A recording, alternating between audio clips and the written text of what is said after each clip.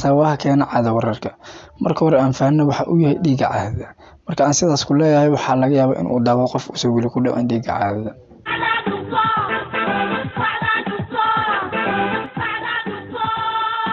Marka hore dhiigga caadada wuxuu gaar u yahay dumarka. Goorma ayuu gabadha ku dhacaa dhiigga caadada marka ugu horeyso? In ay hesho caadada waxay ku xiran tahay koriinkeeda iyo nafaqada ay hesho iyo nolosha ay ku nooshahay haddii uu yahay guri barwaaqo ah.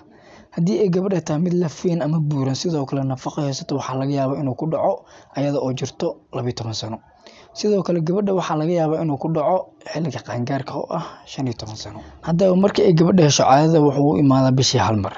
Gabdhaha qaar caadada waxay haysaa 3 cisho ama 4 cisho ilaa 6 cisho markay u badan tahay. Kadib way ka qoweysanaysaa haddana ka waqti ayuu u imaanayaa. Markaa kadib caadada waxaa ku imaan kara qalqal ama noqo gabar ama xasil qabo ama maamo weyn. Qalqalka imaan kara waa maxay? Qalqalka imaan kara waxaa waaye caadada oo kugu dhacda bishii 2 mar. Sidoo kale waxaa laga yaabaa 3 bil ama 4 bil inuu ka maqnaado oo hal mar kugu dhaco. Ama 2 sano ilaa 3 sano inuu ka maqnaado ayaa dhici karta oo hal mar ku yimaado. Markay sidaas tahay waxaa jirto cilad. Waxaa u baahan tahay in aad aado dhakhtar. Dhiigga caadada inuu qalqal ku yimaado ama ka wareero maxaa keeno? Kow waxaa keeno stresska. Haddii uu buuq kugu furan yahay, haddii ay murug saaid ku hayso iyo wixii la mid ah. Sidaa darteed dhiigga caadada waxaa ku imaan kara qalqal ama wareer. Sidaa darteed waxaa kuu fiican inaad ka fogaato waxyaalaha ku keeni kara stresska si uu dhiiggaaga isku saxo. Sidaa darteed waxaa kaloo ogaataa stresska inuu yahay wax la xallin karo.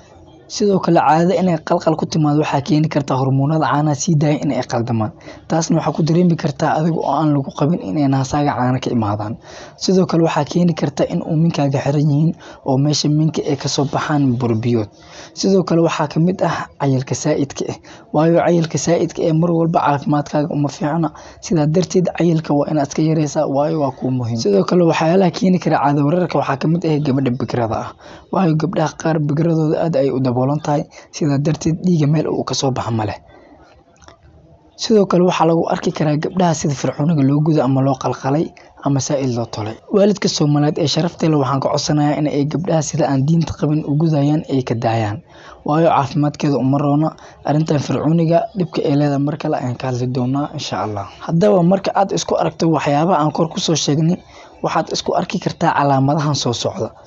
Kow gumaarka in uu ku xanuuno. 2 miskaha dhabarka in uu ku xanuuno.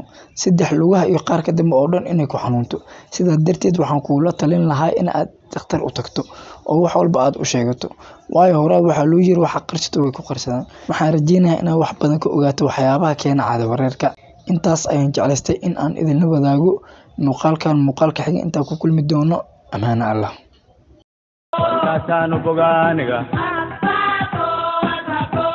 Waa badangala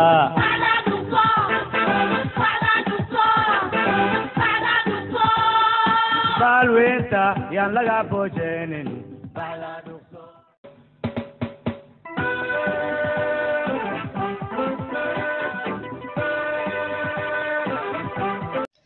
kulanti wacan oo wanaagsan daawadayaasha qiimaha qaayaha leh meel kastoo aad naga daawanaysaan kusoo dhawaada channelka aan ku leenahay barta YouTube-ka ee Kulmis Media qaybtiisa aflaanta qaybaheeda kala duwan.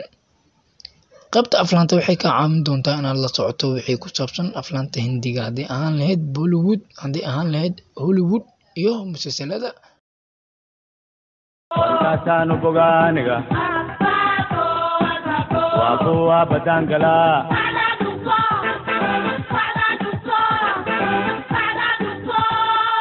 balwenta yan laga bojeenin